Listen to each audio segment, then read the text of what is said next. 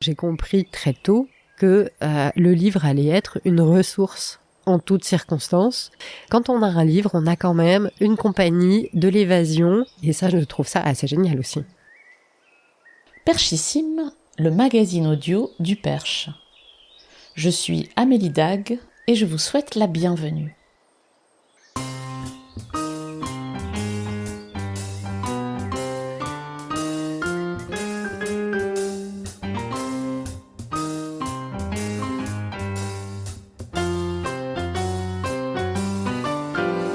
Faites-vous partie de ceux qui trouvent triste, voire impensable, de vivre dans une ville sans librairie indépendante ? C'est le cas d'Anaïs Leclerc, qui, peu de temps après son arrivée à Nogent-le-Rotrou, a su saisir l'opportunité de créer la librairie qui lui manquait. Fondatrice avec son compagnon de la librairie La Place, elle raconte dans cet épisode l'histoire de ce commerce, nous fait sentir l'ambiance qui y règne et partage ses envies pour sa ville. Bienvenue à La Place et bonne écoute. Bonjour Anaïs. Bonjour Amélie. Merci de m'accueillir chez toi. On peut le dire comme ça. On peut. Chez moi, est-ce que c'est chez moi ? Est-ce que tu te sens chez toi ici ? Tiens, question vache. En partie, mais comme ça ne vit que quand il y a du monde dedans, c'est pas du tout comme une maison. Moi. Mmh. C'est quand même vraiment fait pour le public. Alors, qu'est-ce que c'est que cet endroit ? Alors, c'est une librairie. C'est une librairie généraliste qui est située 6 place Saint-Paul à Nogent-le-Rotrou. Qui s'appelle La Place. Évidemment, parce qu'elle est bien trouvé, mon Dieu, je suis fan. Merci. Alors parfois, on l'appelle abusivement librairie de La Place, ce qui m'énerve toujours beaucoup. Ah oui, forcément. Donc c'est La Place parce que La Place Saint-Paul et La Place en hommage à Annie Ernaux et à son très très beau livre La Place que j'aime beaucoup. Tu as ouvert La Place il y a 6 mois à peu près, un peu plus peut-être ? 6 mois. Ok, c'était au printemps 2024. C'était le 26 avril 2024. Ok. Est-ce que tu peux me raconter la genèse de ce lieu ? Qu'est-ce qui s'est passé pour que tu aies envie de créer cet endroit ? Alors en fait, moi j'étais installée à Nogent depuis 2 ans. J'avais quitté Paris assez classiquement. J'étais en congé parental et je m'étais dit en m'installant à Nogent que je chercherais un nouveau travail, justement un nouveau travail, pas quelque chose comme je pouvais le faire en télétravail ou à distance avec Paris, parce que je travaillais dans la culture et que ça aurait pu être possible. Je me suis dit, si tu quittes Paris et que tu vas t'installer dans une autre région, dans un département, dans une ville qui a sa propre identité, où il arrive des choses que tu ne peux pas deviner à l'avance, tu vas justement voir ce qu'il s'y passe, ce qui est intéressant d'y faire et ce qui peut potentiellement répondre à des besoins. Et je pensais pas forcément à l'entrepreneuriat d'ailleurs, mais je m'étais dit je vais vraiment voir sur place, peut-être que je découvrirai qu'il y a un poste possible pour moi dans un secteur que j'avais pas envisagé. Enfin voilà, c'était très ouvert, mais j'avais pas envie en tout cas de travailler à distance. Et en fait, il y avait une petite librairie à l'époque où moi j'ai emménagé, que je fréquentais, et puis elle a fermé. Et quand elle a fermé, c'est là que le déclic s'est fait. Moi, j'avais pas pensé ouvrir une librairie plus tôt. Et j'étais catastrophée parce que j'avais aucune envie de vivre dans une ville qui n'a pas de librairie. Il me semble, et je vois bien là avec nos clients aujourd'hui, que pour beaucoup de gens, une ville sans librairie, c'est vraiment un signal fort négatif. Ça commence à sentir le sapin quand même. Et puis en plus ça faisait pas sens parce que Nogent-le-Rotrou c'est une ville avec des collèges, des lycées, un cinéma, avec donc pas de librairie, pas possible en fait. Et c'est là que je me suis dit mais est-ce que c'est possible d'envisager un projet de librairie ? Et comme j'avais beaucoup travaillé dans la culture et notamment dans le secteur du livre, je me suis dit je peux peut-être me former à cette partie spécifique du métier et voir si tout est dans le local aussi, hein, quand on veut ouvrir un magasin. Si un local vraiment adapté pourrait être disponible, et dans ce cas-là, allons-y. Et c'est ce qui s'est passé.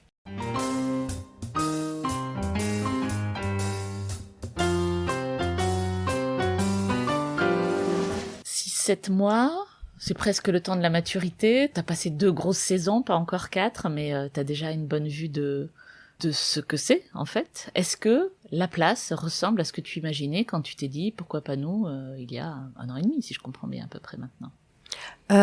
Oui, complètement. En fait, moi, j'avais très envie d'avoir une librairie vraiment généraliste, avec des rayons pour tous les âges et pour tout type de lecteurs, parce que justement, je savais qu'on serait la seule librairie indépendante à 20 km à la ronde, et qu'il fallait pas se spécialiser, être que pour un seul type de lectorat, ni faire ma librairie à moi, comme j'ai une bibliothèque dans mon salon. Et justement, c'est ce qu'on observe depuis qu'on a ouvert, c'est qu'on a un public nojentais de tous âges. On a des gens qui viennent des villages alentours. On a aussi bien des enfants qui viennent traîner au rayon enfants, choisir leurs livres, leurs mangas. Les ados qui viennent chercher leurs recommandations scolaires. Des personnes âgées qui sont parfois très grands lecteurs, très fans de la grande librairie par exemple, et qui viennent choisir aussi chaque semaine leurs livres pour le week-end. Le samedi, on a un public plus parisien avec le marché de Nogent. Parce que vous êtes sur la place du marché. On est sur la place du marché, ça nous semblait important. Après, je pense que la librairie fonctionne sans ce public-là, mais c'est un bonus appréciable. Je pense que c'est vrai que c'est important pour les commerces de ces petites villes-là de pouvoir toucher un public le plus large possible et aussi le public touristique. Mais c'est avant tout quand même, je trouve, une librairie très très locale. Avec nous, on a vraiment nos habitués. Quand je demande aux gens, quand on fait une fiche client, quand je leur demande leur code postal, la plupart du temps, c'est celui de Nogent-le-Rotrou. Quel accueil as-tu reçu? Très très sympathique. Il y a quelque chose de très chouette dans le milieu, je trouve, de la librairie, qui est que ça implique une sorte de courtoisie, j'ai l'impression, de la part des gens. C'est un endroit où il semble rare d'être désagréable, de pas dire bonjour, de pas dire merci. Donc globalement du client très sympa, et les gens nous ont beaucoup dit merci d'avoir ouvert, ça répond à un besoin. Et donc c'est très agréable parce on se sent remercié pour le travail que ça représente, qui est en effet très important. Et puis c'est aussi des clients qui n'hésitent jamais à nous féliciter pour la sélection, nous dire qu'ils trouvent ça joli. Et ça c'est très très gratifiant en fait. Ça c'est quelque chose de très agréable à découvrir. C'est que c'est beaucoup de travail, mais je pense que dans tout travail on a besoin de gratification en retour, et le fait d'avoir une clientèle qui est aussi aimable et qui fait des compliments quotidiennement, c'est très gratifiant et ça donne envie de continuer.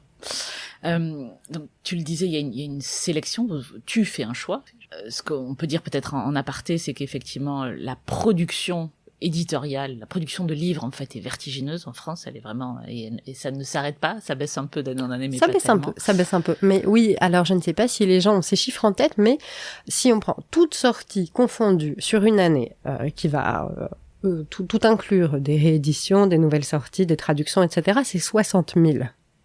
60 000, dans une librairie comme la mienne, il y a 7 à 8 000 références, qui évidemment ne sont pas toutes sorties cette année. Donc 60 000, c'est assez ingérable, et ces 60 000 titres, pour le coup, ils vont tous nous être présentés mois après mois par la totalité des éditeurs qui les ont fabriqués. Donc indépendamment des grandes périodes de sortie que sont la grande rentrée littéraire de septembre, les sorties de Noël, la deuxième rentrée littéraire de janvier, les sorties de l'été, etc., il y a de toute façon chaque mois une production pléthorique, tout rayon confondu. Donc l'un des gros défis et en même temps travaux, on va dire, du libraire, c'est de choisir, de faire son choix, de choisir ce qui va coller le mieux à sa clientèle ou à sa cible, en fait. Oui. Et toi, si tu devais qualifier la sélection que tu fais, qu'est-ce que tu dirais? Qu'est-ce qu'on trouve ici? Est-ce qu'il y a une patte particulière? Est-ce qu'il y a Moi, ce qui m'intéresse, c'est essayer déjà, comme on est justement une librairie indépendante, avec une concurrence de grande surface en face, c'est d'avoir une identité déjà de librairie indépendante. Donc d'avoir des éditeurs qui ne sont pas des mastodontes, d'avoir des collections originales, d'avoir des livres de fond, c'est-à-dire pas la fraîche sortie d'hier uniquement, mais aussi l'excellent livre sorti en 1985 qui gagne toujours à être connu. Voilà, ce genre de choses. Et puis c'est un travail qui implique de très bien connaître les maisons d'édition et leurs différentes collections pour savoir leur faire une place, pour savoir à qui ça s'adresse aussi. Parce que c'est ça, en fait, le fond du travail du libraire, c'est avoir des livres qui s'adressent à chacun et quand on le choisit et quand on le met en rayon, savoir pour qui il est, ce livre-là. Donc, il y a certaines collections qu'on ne fait pas parce qu'on va estimer que c'est de la grande surface, justement, que de toute façon, si on souhaite la trouver, on peut la trouver, donc les gens ne sont pas privés. Et il y en a qui, moi, me posent presque un problème éthique. Par exemple, une série pour tout petit enfant, une série de livres pour tout petit enfant qui est déclinée en série d'animation à la télé. Je trouve que ça encourage sur des enfants très jeunes la consommation d'écran. Je n'ai pas envie de proposer ça.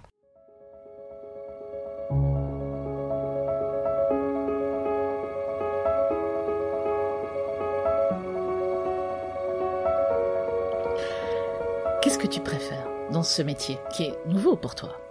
Alors, ce que je préfère, c'est les discussions avec les clients. Il y a un moment où on a commencé à avoir des retours, des conseils qu'on donne. Et maintenant, ça revient assez régulièrement. Mais les premières fois où on vient nous dire, on nous a même quelquefois, on se promenait et une dame vient me chercher et me dit il faut absolument que je vous raconte tel livre que vous m'aviez recommandé pour ma petite fille, c'est merveilleux, elle l'adore, on n'aurait jamais pensé que ça pourrait lui plaire autant, et qui tient à venir me le dire parce que pour elle c'est quelque chose d'important. Et donc c'est pas anecdotique en venant chercher un second livre en disant au fait le dernier était sympa, on sent qu'il y a vraiment une émotion là-dedans. Et alors ça c'est génial. Ça va être aussi quelqu'un qui me dit vous m'aviez conseillé tel livre pour une amie sans la connaître d'après ce que je vous avais dit et elle l'adore. Voilà, globalement quand on vient nous dire le conseil était particulièrement approprié, ça c'est un plaisir dingue et on se dit qu'on a bien choisi son métier parce qu'on se dit libraire c'est ça quand même, c'est le conseil. Ouais. Et alors sinon c'est quand on fait des événements. Quand on a fait venir par exemple Jeanne Chéral à la librairie qui accompagnait une formidable autrice pour son premier roman. Et c'était cette autrice qui lui avait demandé de venir. Donc moi, j'étais absolument pas responsable de la qualité de cette soirée. Et là, être dans son lieu, avec les gens qu'on a fait venir devant un spectacle de qualité, là, on se dit waouh, je pensais pas qu'en me lançant là-dedans, ça donnerait aussi ce genre de résultat. Et ça, c'était assez étonnant. J'aimerais qu'on parle de ce territoire que tu as choisi. Oui. Vaste question, qu'est-ce que tu préfères dans le Perche en général ? Alors moi je vais te dire un truc qui va pas du tout dans le sens du fait de systématiquement parler du Perche, justement. Et du fait que tous nos médias, même si je les loue d'exister, portent la patte du Perche, que énormément d'initiatives pour justement bénéficier s'inscrire dans un territoire, parce que c'est vrai que c'est un territoire le Perche, et pour bénéficier de la bonne image associée à la marque, on va dire Perche, s'en réclament systématiquement. En fait, je trouve que une partie des villes du Perche et des villages du Perche va bénéficier de cet effet de marque, parce que qu'ils y sont associés notamment en ligne. On va facilement les trouver associés au Perche et ils vont avoir cet effet touristique, cet effet joli village grâce à cette ambiance-là. C'est beau, c'est le Perche. Et Nogent-le-Rotrou, pas du tout. Je trouve que Nogent-le-Rotrou, qui pourtant est censé pouvoir s'appeler capitale du Perche, n'est jamais cité. En fait, c'est complètement en dessous des radars. on n'entend pas parler des événements spécifiques de Nogent-le-Rotrou, de ce qui se passe alors que c'est quand même une ville, je veux dire, c'est une petite ville, mais c'est une ville relativement importante. C'est clairement la ville la plus importante de tout le Perche. Et donc, on est complètement sous les radars médiatiques. On n'apparaît quasiment pas en ligne. Et je pense qu'on souffre énormément de ça. Moi, je vois avec la clientèle touristique qui parfois me dit c'est vraiment complètement par hasard qu'on a fini par traverser la ville parce que nous, on venait se promener dans le Perche. Et voilà, le fait de faire le lien avec Nogent qui pourtant est justement, à l'image de tout le Perche, une ville passionnante, avec un patrimoine, on a une gare, c'est très facile de venir nous voir. On a plein de choses, on a des bons commerces, on a des super restaurants, enfin vraiment, ça vaut complètement le coup de venir visiter Nogent. Et le fait d'être toujours ramené à un périmètre, un territoire beaucoup plus large, sans s'inscrire vraiment dedans, je trouve que ça dessert énormément la ville.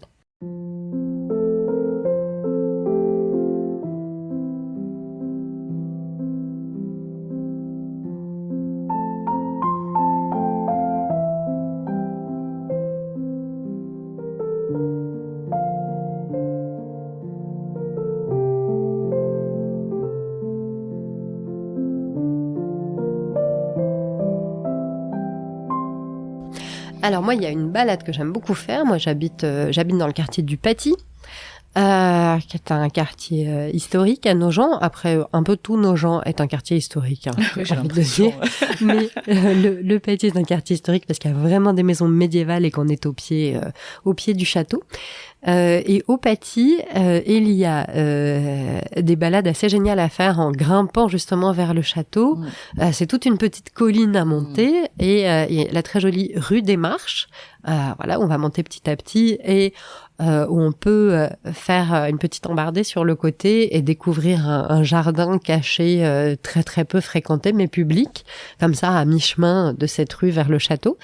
Et on a, comme on commence à monter, on a un panorama magnifique sur la ville et ses alentours. Il y a un autre chemin en face de chez moi pour monter au château, qui s'appelle le chemin de la culbute, ce que je trouve très poétique. Et où on fait un petit peu de l'escalade. Faudra que je pose la question à ses habitants. Et c'est amusant parce que vraiment on sort complètement du côté ville. C'est en terre avec des arbres et on dirait qu'on fait une petite escalade en forêt. Ça j'aime beaucoup. Et puis on a aussi tout près de chez moi une très jolie balade au-dessus de l'Huine. Et donc c'est entièrement aménagé pour la promenade. Il y a un joli pont, on longe l'arrière du lycée. Et voilà, moi je trouve ça très agréable comme balade. On aime beaucoup aller au lac de Margon, qui est très agréablement aménagé, avec des grands jeux pour les enfants. Une grande balade à faire autour du lac. Et l'été, on peut y manger des glaces. Qu'est-ce que j'aime beaucoup aussi? Alors comme commerce, nous on est très très contents d'être situés à côté du Chardon notamment. Ah oui. Je pense que Nogent, avoir un excellent marché le samedi et un magasin de producteurs ouvert pendant la semaine, ça c'est quand même vraiment génial. On est situé, à nous la librairie, quand on a visité le local, ce qui nous a beaucoup plu aussi, c'est qu'on est juste en face d'une artisan fleuriste. Où là tout est travaillé à la main et ce qu'elle fait, c'est qu'elle a toujours toutes ses fleurs sorties sur le trottoir comme une terrasse de café et donc c'est magnifique et je trouvais que ça répondait super bien à une vitrine de livres. Donc voilà, ça c'est juste autour de la librairie et ça fait vraiment partie de nos endroits préférés à Nogent.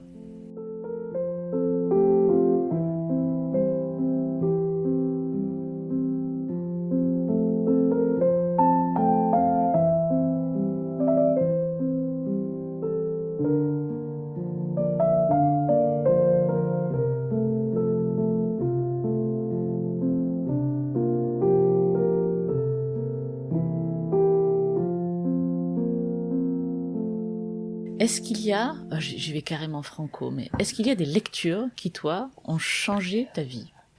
Des lectures qui ont changé ma vie. Bah alors, à chaque âge, dirais-je.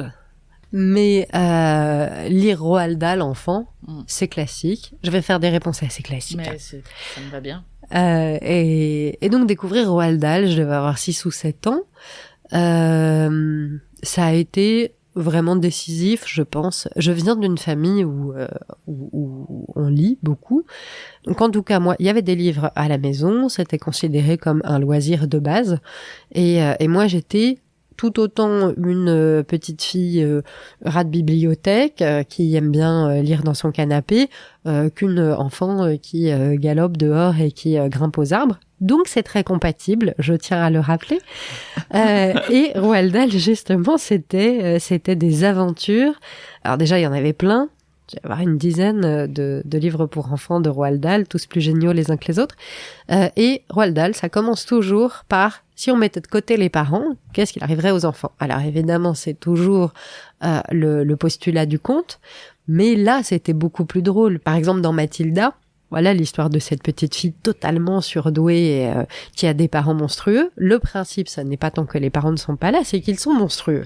Donc ils sont terribles, ils ne s'occupent pas d'elle. Comme elle est intelligente et qu'ils sont complètement crétins, ils n'ont aucune connexion avec elle. Et ça, quand on est enfant, c'est quand même jubilatoire.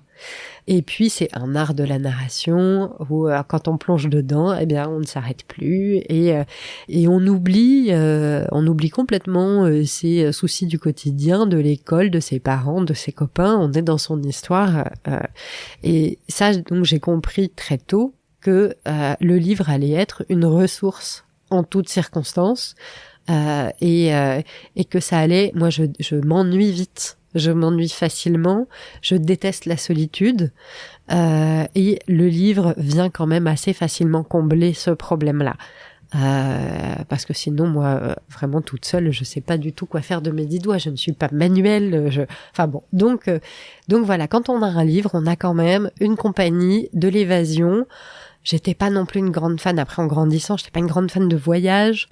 Et en revanche, ouvrir un livre qui a été écrit par un auteur d'un pays, je sais pas, un auteur chilien qui vient nous raconter son pays, qui vient nous raconter son expérience intime dans ce pays-là, sa famille, ses centres d'intérêt, qui inscrit une histoire à un endroit, là, il nous fait vraiment voyager. Je veux dire, on est dans une toute autre dimension que de se promener dans un endroit et de dire « Oh, c'est joli, j'ai mangé un truc exotique ». Voilà, je trouve qu'en termes de compagnie, d'ouverture sur le monde, d'empathie. Il y a un truc avec l'empathie dans les livres qui est complètement fou. Par exemple, je pense que si les femmes ont autant d'empathie pour des gens qui ne leur ressemblent pas, qui n'ont pas du tout les mêmes expériences qu'elles, c'est notamment parce que on a beaucoup grandi avec des livres dont les héros ne nous ressemblaient pas. Les héros pouvaient souvent être des garçons à qui il arrivait plein de choses qui ne pouvaient pas du tout nous arriver. Et donc, ça fait partie, je pense, des choses qui nous ont enseigné à nous mettre à la place de gens qui n'ont absolument rien à voir avec nous. Et ça, voilà, je pense que c'est très précieux aussi. Donc voilà, pour moi, le livre est la ressource ultime, la réponse à peu près tous les problèmes de la vie. Et aujourd'hui, je le vois. Je vais essayer de ne pas rentrer dans leur intimité, mais j'ai des gens, des clients qui peuvent me demander des choses par rapport à des questions de deuil, par rapport à des questions de santé mentale, et on va vraiment chercher un livre qui aide. Et quand je le conseille, je sais que ce livre va réellement aider. Enfin, qu'il y a toutes les chances qu'il aide. Parce que si c'est un livre de qualité, bien écrit, intelligent sur ce sujet, il y a quand même de fortes chances pour que ce livre soit une ressource pour la personne. Et ça, je trouve ça assez génial aussi.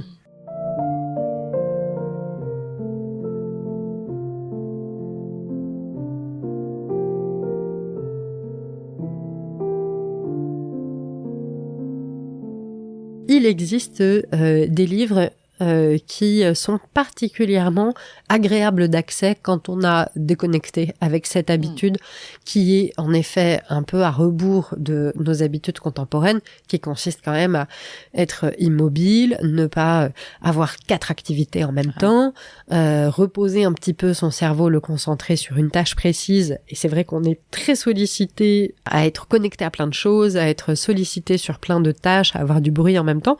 Donc on peut trouver ça un peu difficile de se retrouver dans ce média qui implique qu'il va y avoir ni bruit ni fureur autour.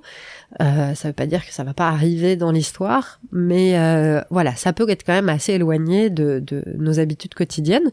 D'ailleurs, pour les lecteurs, c'est justement parce que c'est éloigné de nos habitudes quotidiennes qu'ils en ont autant besoin. Ça produit, on l'a quantifié, ça produit au moins autant d'effets qu'une excellente méditation. Justement parce que ça vient déconnecter de tout ce qui nous fatigue et ça vient en revanche nous reconnecter avec tout ce qui nous fait du bien. On retrouve la sensation d'avoir un cerveau, une imagination, une respiration tranquille, des émotions, tout à fait. Il existe des livres, à tout âge d'ailleurs, qui sont particulièrement agréables à découvrir, qui sont des page-turners, comme on dit. Donc voilà, certains sont écrits comme une bonne série télé, et une fois qu'on la commence, on a envie de la terminer, et on peut se surprendre à se dire, ah bah moi qui n'avais pas lu depuis 10 ans, ou moi à qui on n'a jamais lu quand j'étais enfant, j'aurais pas cru que j'aimerais autant. Et le fait qu'il y ait des histoires aussi prenantes, tout en ayant ce côté agréable de, en fait, c'est comme un moment de méditation. Je pense que ça peut tout à fait reconnecter plein de gens à la lecture.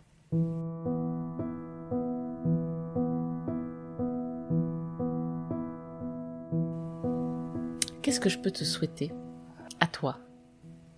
Que ça continue à fonctionner, que ça se développe, que notre territoire soit de plus en plus attractif aussi. Moi, l'important à l'échelle de la librairie, ça va être de continuer à garder cette envie et ce plaisir de choisir justement des livres en permanence, de les conseiller, de les mettre en place. Et moi, ce que j'espère, c'est que, comme justement, je trouve qu'on vit dans un endroit qui est extrêmement agréable, qui est très bien adapté au fait d'avoir du temps pour travailler, pour vivre, pour s'occuper de ses enfants, où on peut sortir, on peut bénéficier d'une offre culturelle, on peut rencontrer des gens.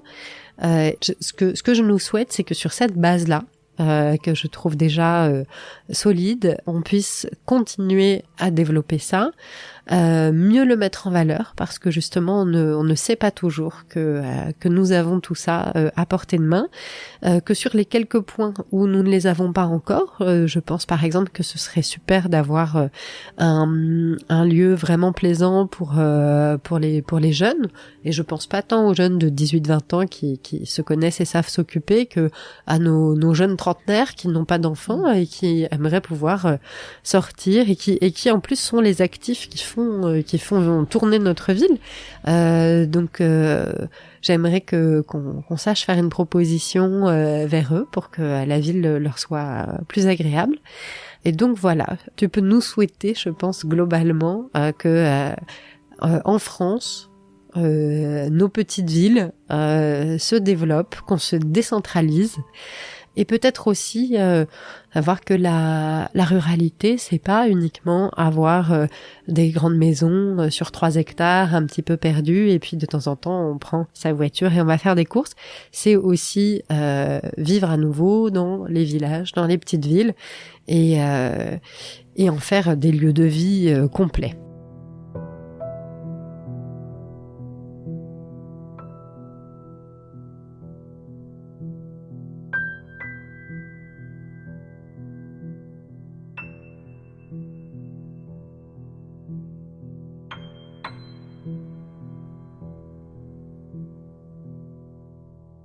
Je crois que tu voulais me parler d'une animation particulière. Oui.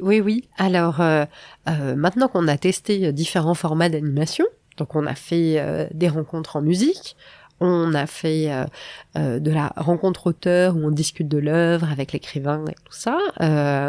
Tout ça a été passionnant et on va continuer à le faire. Mais là, il y a quelque chose que j'ai très envie de proposer parce que je trouve que politiquement c'est un peu le grand sujet qui nous agite depuis quelque temps, le besoin de dialogue.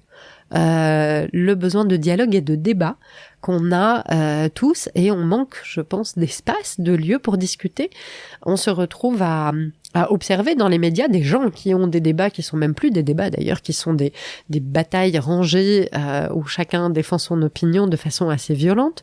Et pendant ce temps, voilà, on n'a pas forcément d'endroits un petit peu citoyens et tout simplement conviviaux où oser discuter de sujets différents, mais de sujets qui nous importent, qui nous touchent, qui peuvent être parfois d'utilité publique, et où on aurait la possibilité aussi de ne pas être d'accord sans s'étriper. Moi, j'adore le débat. J'adore quand on n'est pas d'accord avec moi. Ça me plaît beaucoup.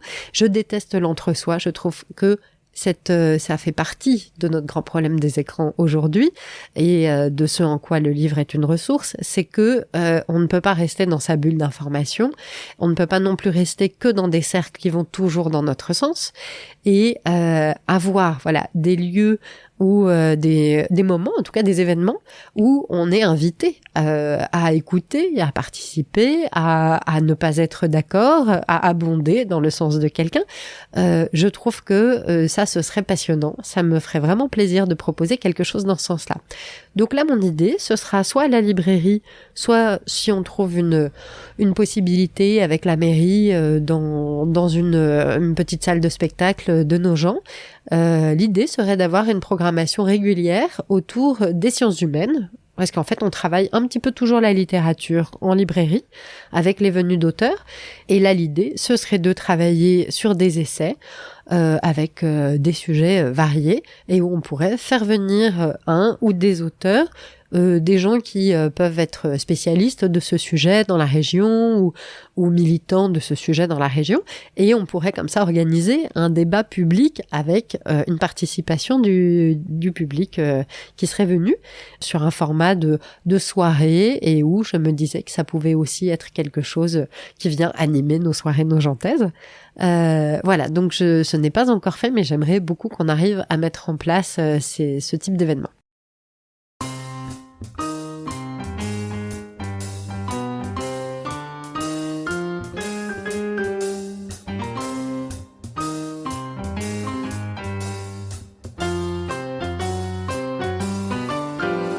C'est la fin de cet épisode.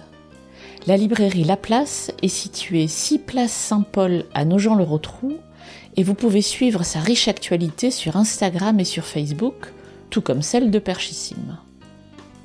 Je profite de cet épisode pour vous rappeler qu'en France, le prix du livre neuf est le même partout, quel que soit le commerce physique ou virtuel où vous le procurez. Merci pour votre écoute et à très bientôt.